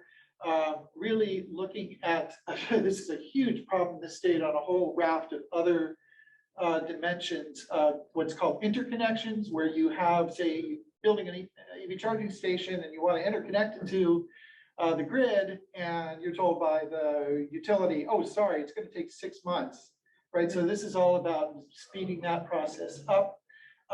Needs to happen in a whole bunch of other arenas as well, as probably many of you know. AB 914, this is Laura Friedman, is another spot bill. Looking at grid planning relative to building out our transportation electrification infrastructure, right? Because you do have these things called distribution circuits. It matters where stuff goes on the grid, be it load or generation. The grid cares about that, and so you don't want to congest distribution circuits. You don't want to overload them. You don't want to, so anyway, it matters. AB 1176, another good author, but this is a spot bill. And this is one that's a little bit harder for me to get my get a handle on what exactly this is going to be all about. And so this one, probably need to come back to. And I got a lot of text there, but it's one that I'm still not clear on what the point is. I'll just read it. A spot bill related to local government EV charging references existing law that prohibits cities and counties from restricting which types of EVs may access an EV charging station, approved for passenger vehicles that both is publicly accessible and the construction of which was funded at least in part. So I think this is around ensuring that cities and counties make electric vehicle charging that was funded in part by the state, collected by ratepayers, that must be accessible to them, right? Yep. That's what that one But is. that's gonna be difficult in Not various behind parking gates. lots. Well, yeah, things can't be behind gates and things Yeah. can't be Can't card lock specific it. to certain Yeah, manufacturers. right. Yeah. I think we're almost through this laundry list. Amy, oh, by the way, this legislative session is really something. This is a record-setting year for the number of, I've never had to paw through this many bills just on electric vehicles, for example, or climate. We're tracking over 200 bills related to climate, energy, clean transportation, adaptations. What's that? 200 state bills. 200, yeah, there's been well over 2,000 in total introduced. It's a record-setting year for the number of bills. It's partly why I wanted to give the presentation, because I'm like, wow, there's a lot of EV-related bills coming up. And we have our bill that I think folks care about. And so, yeah, that's why I asked if you'd be interested in this. Anyway, AB 1349, Irwin. This is a data, recording data on sort of uptime of charging stations and making that data available so that there's more feet to the fire on anybody who's operating EVSE that it needs to be working. AB 1504, Cardi. This one. So that's an odd way of putting it. You know what? If I had had time, I would have changed this. This is actually a sneaker bill, and it's around when you actually look past what's called the legislative digest, where they put the little blurb at the top, which is where I got this from. It's actually about, it's actually more about not doing anything that would stop the deployment of hydrogen fueling stations, okay? That's what it says on top, but when you read the bill, it's more about hydrogen stations, and I'm gonna have a few bills about that just in a moment. AB 1525, Bonta aims to promote equity first in transportation funding and prioritize funding for vulnerable communities. That's a good thing, so I agree with that. Okay, a few more. SB 84, Lena Gonzalez. This is another spot bill, same thing as a previous one about the CTP is California Transportation Plan. SB 507, Lena Gonzalez, EV charging infrastructure assessments, similar to that other one, just, and by the way, what happens in the course is another sort of answer to your question about the process. All, 120 legislators can't always talk to each other enough. And so they sometimes introduce very similar bills, and there's a shakeout, and some of them, get folded in together, and they decide, okay, you do this one, I'll do this other one, and so that'll all shake out. So not all these bills will survive. We're still early in this session, and so they will, one or the other will go away, and then either, having those assessments, having analysis of how well charging stations around the state are working needs to happen. So one of those bills I think will make it. SB 529, another one from Lena Gonzalez. She's a great member, by the way. And that's around, trying to crack that nut of how do we have EV charging for folks that live in MUDs, multi-unit dwellings, right? Okay, so I said I was going to talk about hydrogen. 1504 didn't make it on this list because I hadn't had time to get all of them in there. There's actually, I counted them, there are 10, maybe 11. There's one that's a little squirrely, but I'm putting this in here. By the way, tell me when I have like 3 minutes left or something like that. I put this in here because, in my view, there's no valid argument as to why we would want to invest state monies, public monies into light duty passenger vehicles in hydrogen. I think that we have a pathway with battery electric vehicles that makes sense. There are problems that need to be worked out, but that's what path we should be doing. This is an advocacy thing from my part right now. And we do have some policy guidance at the Climate Center around hydrogen, but there are these bills, almost all of them are really trying to grease the skids for, advancing hydrogen in addition to some places where it might make sense, for light duty vehicles, about 12,000 of them on the road in California today, about 60 hydrogen fueling stations around the state. They're aiming for 1,000 around the state. I think it's a woeful mistake. And so anyway, just wanted to, I'm not going to go through each one of these, just to say that, you know, there's 10 or 11 of them. The other thing I just wanted to touch on, this is near and dear to my heart, but I don't love what's happened here with a couple of them. It's kind of is bills that are dealing with looking at what happens with the gas cars. And one of them is trying to prioritize phasing out gas and diesel super users. This is a re-up of a bill from last year that Cultura, an organization up north, is sponsoring. What's a super and user? a super user meaning that you know, basically vehicles that guzzle a lot of So the individual vehicle is a gas individual, guzzler? yeah, and to try to get those out, prioritize those first, right? So that's what that one is all about. And then two bills by another new member, Jesse Gabriel. He's in like the San Fernando Valley area, and he's talking specifically about trying to convert gas stations to EV charging stations, which we all know is not a great idea for most of the gas stations out there. And then AB 1614 is a study bill. He wants to look at figuring out some kind of phase out plan and timeline and all that for transitioning gas cars or gas stations to serve EVs. Just for one I second. don't see why gas stations couldn't have charging stations at them also. People do other things at gas stations. They buy soda, they get their tires aired. If they had a charging station there, it'd be great. Yeah, the Millbrae exit off of Highway 101, I stopped there on Wednesday to fill up the car. And it has EV Go stations right there.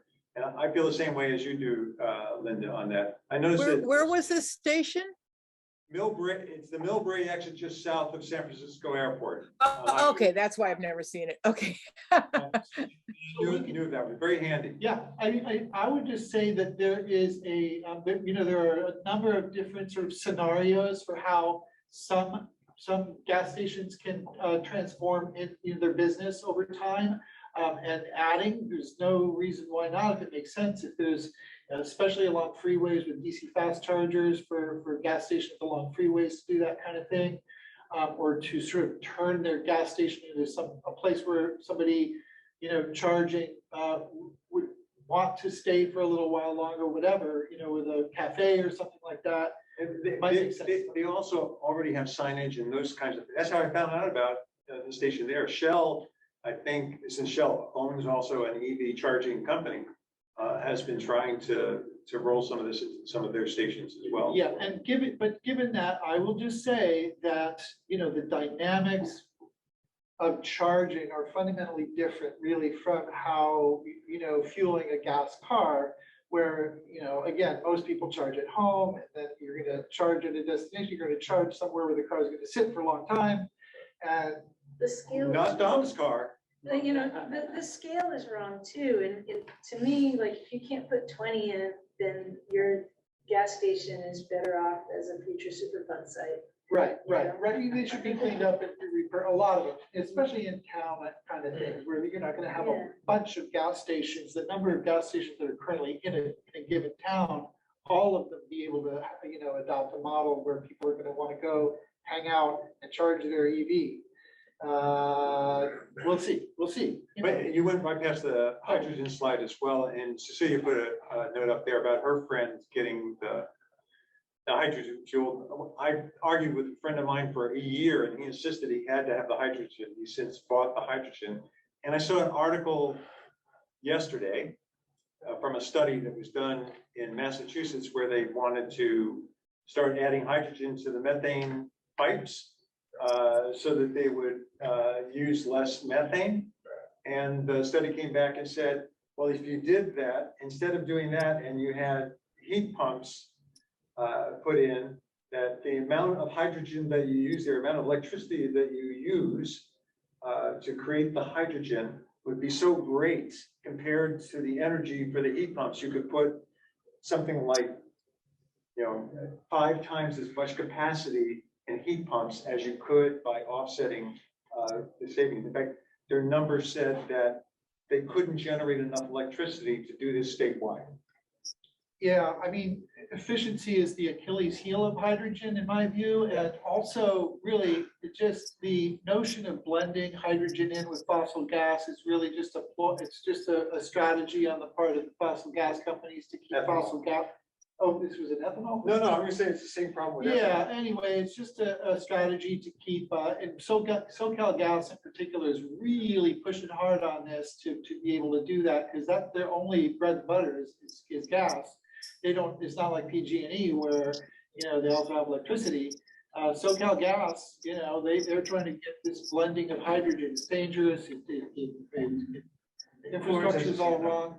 Lawrence, go I've got a ahead. question after Lawrence. And that's actually it. You know what? Before you ask the questions, I remembered why SB 12 is not in here. It's because it's not a bill that relates directly to electric vehicles. And so I didn't put it in here, but it is our other sponsored bill, and it relates more to the thing I talked about way up at the beginning, Climate Safe California. It's all around getting the state's greenhouse gas reduction targets aligned with the latest science.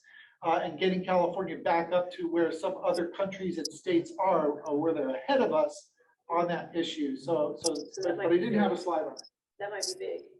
It's big, and EVs sort of fit in there somewhere, but it's not directly, so I didn't put it in. There's so many that are more directly related to EVs that I didn't need to add that. Lawrence, what's up? Yeah, so a few things on hydrogen first, and then comments on the bills. If you put hydrogen gas into the pipes with the natural or methane gas, you'll get steel embrittlement, and the pipes won't last very long because the hydrogen has a tendency to really destroy steel in no time at all. So bad idea from the start. I've talked to people or heard about people who've purchased hydrogen cars and they can't go up hills at more than 30 or 40 miles an hour just because the fuel cell doesn't have enough surface area. And it's a bad idea. I don't know why we're entertaining hydrogen. Just put it aside and say, okay, maybe airplanes, but we don't need it for cars. So I think that's a fossil fuel industry thing, because most hydrogen comes from natural gas and they just want to stay in the game when we should just say, no, enough of that crap. Anyways, moving on. Newsom vetoed a bill that would have required parking spots at MUDs, new apartment buildings, to have at least some charging infrastructure, at least one space per unit. And he vetoed that, saying, oh, it'd be too expensive, and it just makes no sense at all. So I'm wondering, if he's so anti-EV, how is any of the rest of this stuff going to get through, not be vetoed by him? Does anybody know what his thinking is and how he can be swayed? I would say that Governor Newsom is not anti-EV. I would say that he signs bills or vetoes bills typically on the advice of his staff, and there might be reasons in a bill that is otherwise good, a reason why a lot of times, and I've scratched my head about this too, and a lot of times it turns out that there are different opinions on the best way for the state to go about something, and there are at times plans in the works to address the problem that we're talking about, but in a different way. So I'm not recalling the specific bill you're recalling from last year, but I could totally understand how the governor might correctly veto what seems like a good bill because there's a different plan in the works. It's not always the case. Sometimes the governor makes mistakes, right? Or does something bad. Okay. But anyway, I just wanted to. Yeah, let me jump in. And he's right in this case, because it's a redundant bill, because basically Title 24, the 2022 release and version approved, requires that structure be in multi-unit dwellings. So you can't build it because you would not satisfy the state code, and that's adopted.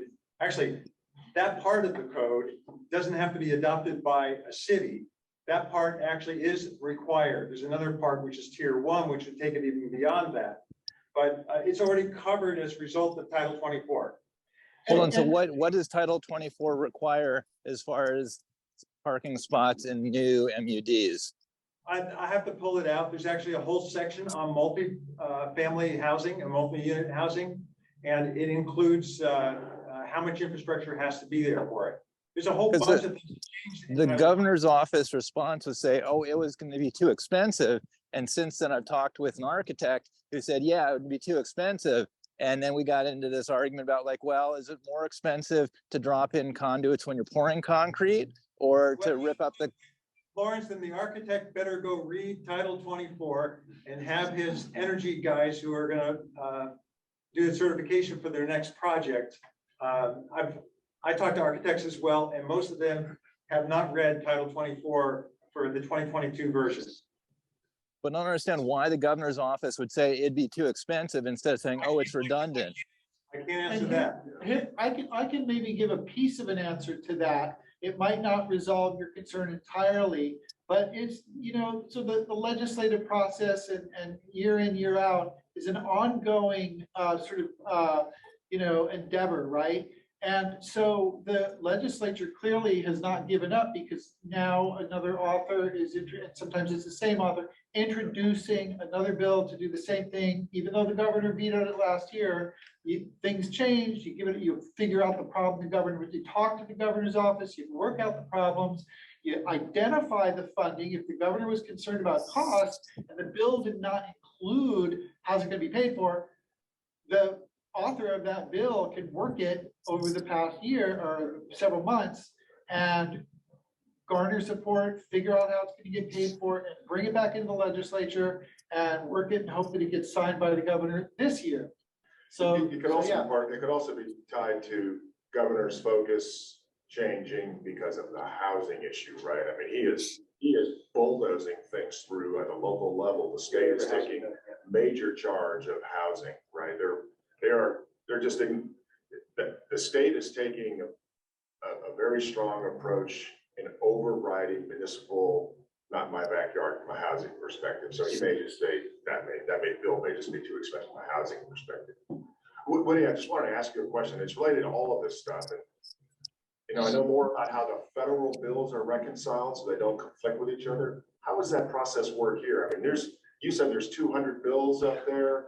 This is a select list, or maybe a curated list. I'm sure some of those bills conflict with each other or overlap. How does that get reconciled at the implementation level so that this one says that everything has to be 50 kilowatts and this one says that it all has to be 300 kilowatts of chat emo, right? It actually happens at several different stages. The deadline for bill introduction was just February 17th. So the bills have now been introduced. Now there's this early process of, oh, gee, you have the same kind of bills that I have. And they all talk amongst each other. And they're all sitting in this thing called the Rules Committee. Some of them have been assigned to policy committees, and those committee meetings are coming up.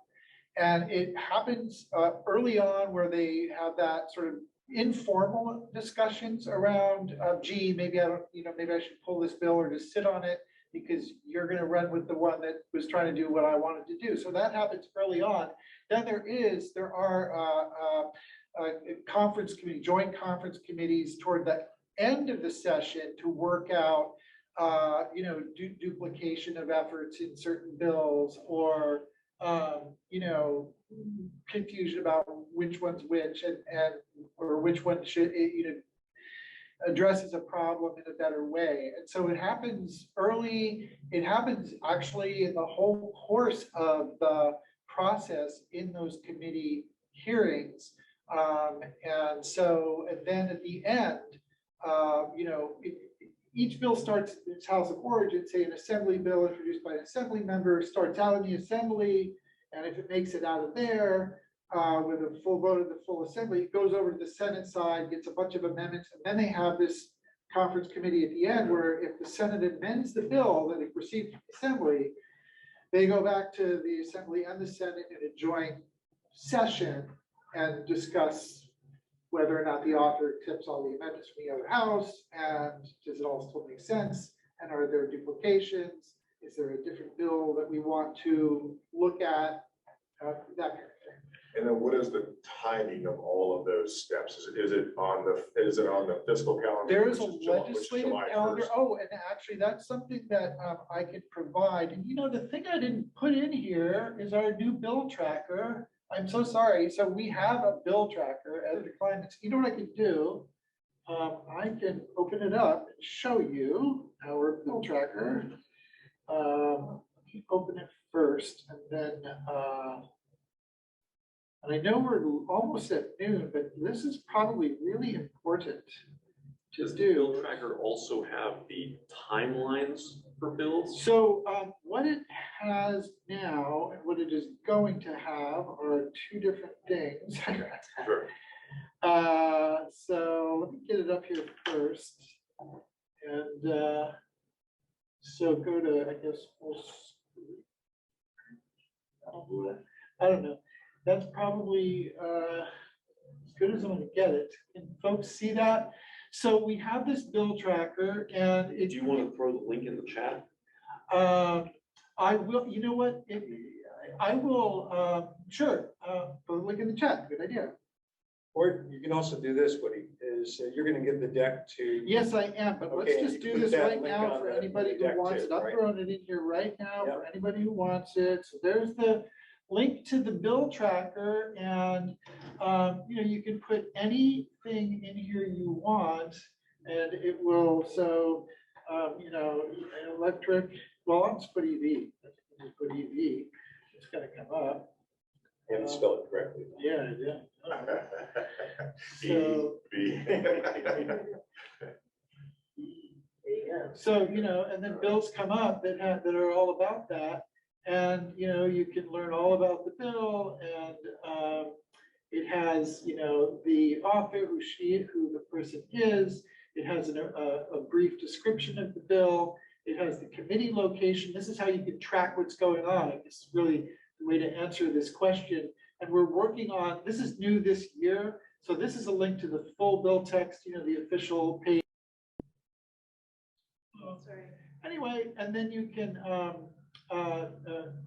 easily get a message to the author. You're just showing us that any one of us could have done this presentation.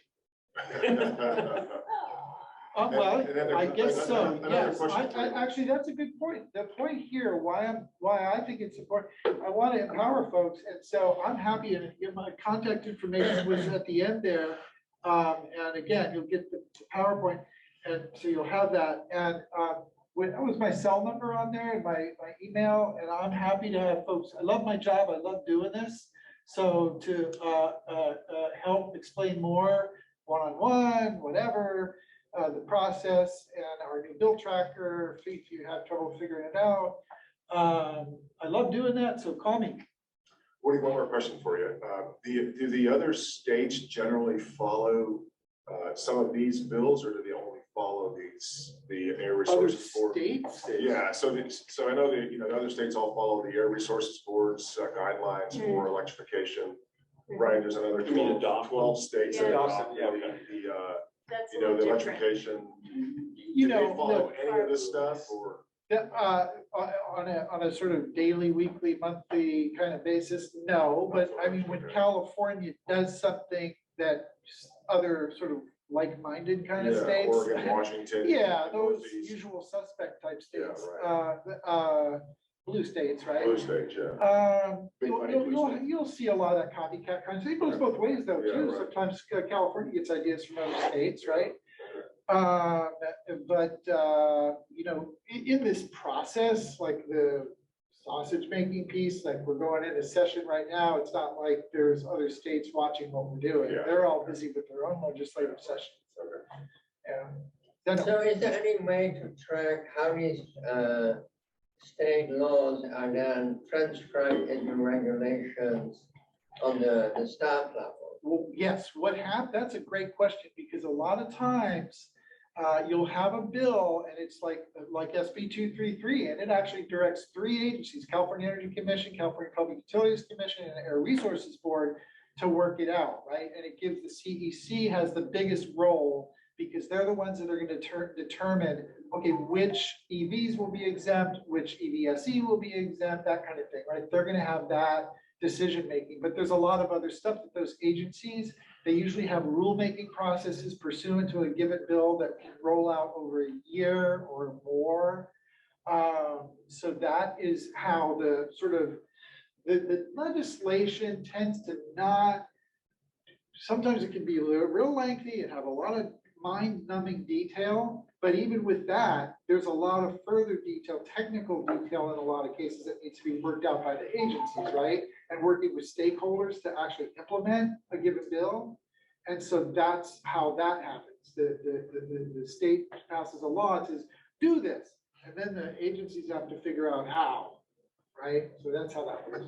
All right. So we're out of time today for this meeting. No more time for our input from the peanut gallery. But let's just go ahead and close out, and we will have some time to continue individual conversations once the meeting is officially ended. We have some cool links that have been in the slides for a while. If there's anything that looks interesting, we'll find them on the slides. We've got the donuts, yeah. And our next meeting is going to be April 8th. We don't have a speaker planned yet. If you would like to present on a topic or team up with a buddy and present on a topic, you can let us know. I actually have a suggestion for our next meeting, because Yes. I sent 2 discussion items in and got a lot of responses back from people. One was on charge stations without cables, and whether we should be looking to have something like that and what that means as far as charging on the streets. But the other one was the question of, I'm looking for an EV. What questions should I be asking?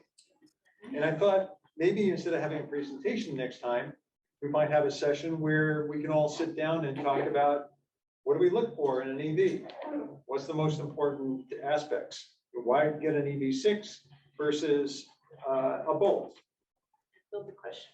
Yeah, build the You can questions use together. Maryland as a use case. We use Maryland as a use case. Cargo. Okay. Sounds great. All right. So thank you everyone for joining us. If you'd like to stick around to converse with people, I'm going to open up a couple of breakout rooms so that we can have smaller conversations for folks who are online if you're not able to hear what's going on in the main room. All right. Thank you.